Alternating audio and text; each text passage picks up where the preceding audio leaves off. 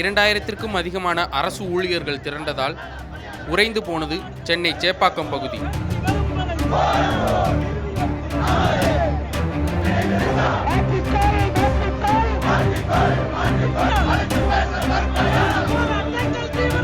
ஓய்வூதியம், ஊதிய உயர்வு உள்ளிட்ட 20 அம்ச கோரிக்கைகளை வலியுறுத்தி முதல்வரை சந்திக்க பேரணியாக செல்ல முயன்ற அரசு ஊழியர் சங்கத்தினரை காவல்துறையினர் தடுத்து நிறுத்தினர்.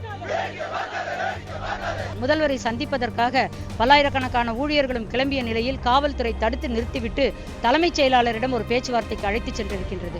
20 அம்ச கோரிக்கைகளுடைய முறையீட்டை பெற்றுக்கொண்ட தலைமைச் செயலாளர் இந்த கோரிக்கைகள் நியாயமானவை, நான் முதல்வரிடம் எடுத்துச் சொல்லுகிறேன் என்று சொல்லியிருக்கின்றார். தங்களது கோரிக்கைகளுக்கு அரசு செவிசாய்க்கவில்லை என்றால் வரும் பிப்ரவரி மாதம் 10ஆம் தேதியிலிருந்து காலவரையற்ற வேலைநிறுத்தத்தில் ஈடுபட போவதாக அரசு ஊழியர் சங்கத்தினர் எச்சரித்தனர். Vishnu Prakash, Red Pix news.